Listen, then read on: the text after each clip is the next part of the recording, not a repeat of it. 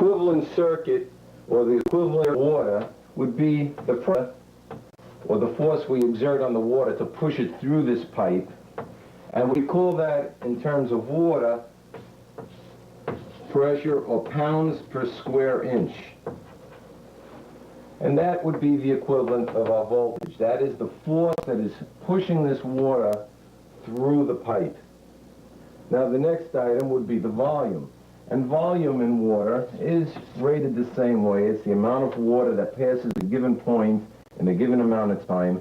And we measure that in GPM, or gallons per minute.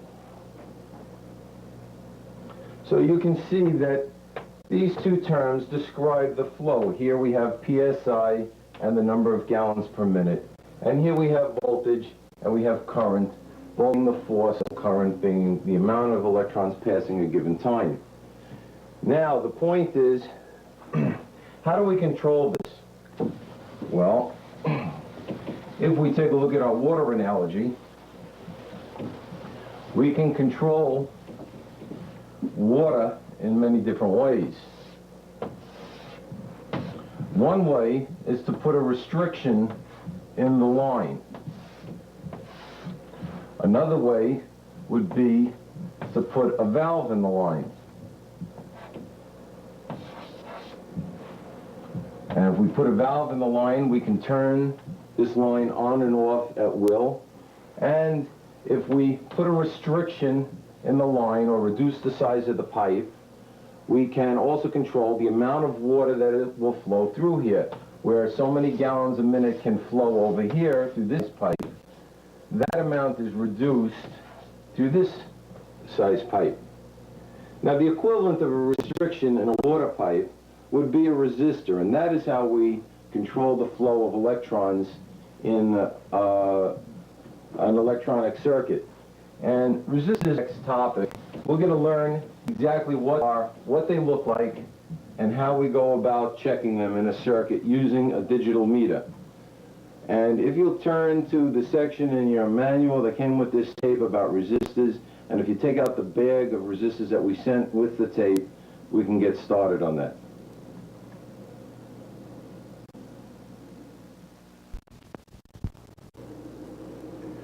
Resistors are used to resist or impede the flow of electrons in our circuits.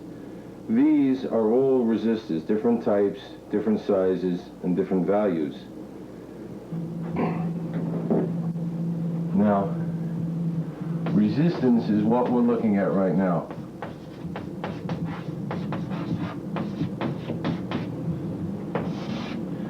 The schematic symbol for a fixed resistor, or resistor with only one value, is this jagged broken line. And the schematic symbol for an adjustable resistor is like this, or like this. Any component with an arrow drawn through it is an adjustable component. Now resistors are measured in ohms. And another way of writing ohms is the omega sign. The values of resistors range from tenths or hundredths of an ohm up through millions of an ohms. And in the range of hundredths of an ohms through 999 ohms, we call these just plain ohms. An example would be 10 ohms. Now, in the value of 1,000 through 999,000, we call that K ohms, or thousands of ohms. And an example would be 1.2 K ohms, which would be the equivalent of 1,200 ohms. And it's much easier to write it this way than it would be to write it out as 1200 ohms. next range is from 1 million up through infinity, and those resistors are written either M ohms, standing for megohms, or megohms, and that would be a value of, let's say, 1.2 M ohms, or megohms, would be the equivalent of 1,200,000 ohms. Now, there is another rating on resistors, and that is a power rating. When a resistor resists the flow of electrons, it dissipates heat. And we measure that amount of power dissipation in watts. And resistors come in different wattage ratings. And the wattage ratings start at 1/4 watt, then 1/2 watt, 1 watt, 2 watts, then they come 5 watts, 10, 15, and so forth and so on, up to about 50 watts. Now, if we take a look at our resistors over here, let's take a look at the different sizes. This first resistor up at the top is a 1/2 watt resistor.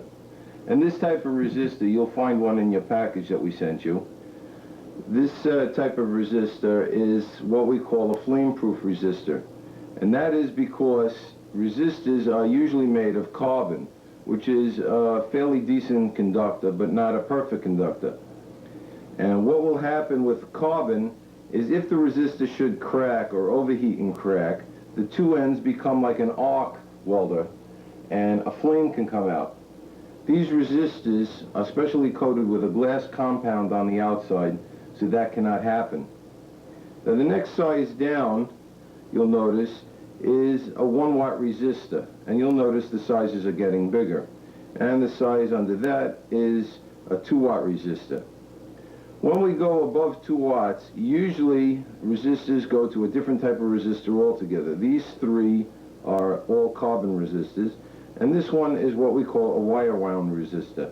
And instead of using a column of carbon to form the resistive value, they use a resistive wire cut to a specific length to give us the right ohm reading, and then it's wound around a ceramic centerpiece to keep it stationary, and then epoxied in or cemented into this ceramic case. The next resistor down is a 10 watt resistor. And the one under that is a variable resistor or a control. You'll find these in many of the games. The most common use for these is either adjustments on the power supply or volume controls. Now, one thing you'll notice, on the larger resistors, the value, both ohms and wattage, is printed directly on the case of the transistor. In the case of this one, this is a 5 ohm, 5 watt resistor, and it's printed as such right on the body of the resistor. And this bottom one is a 5,000 ohm, 10 watt resistor. In the smaller carbon resistors, however, the value is given in a color code, which is what we're going to go into next, and the size is indicated, the wattage is indicated by the size. And you'll be familiar, after you've handled a few resistors, you'll be familiar with the different sizes and what wattage they represent.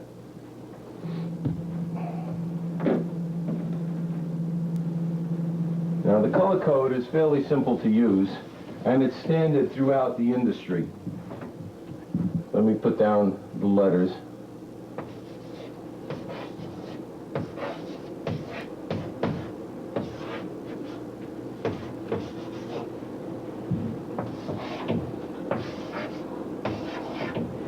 And these letters stand for black,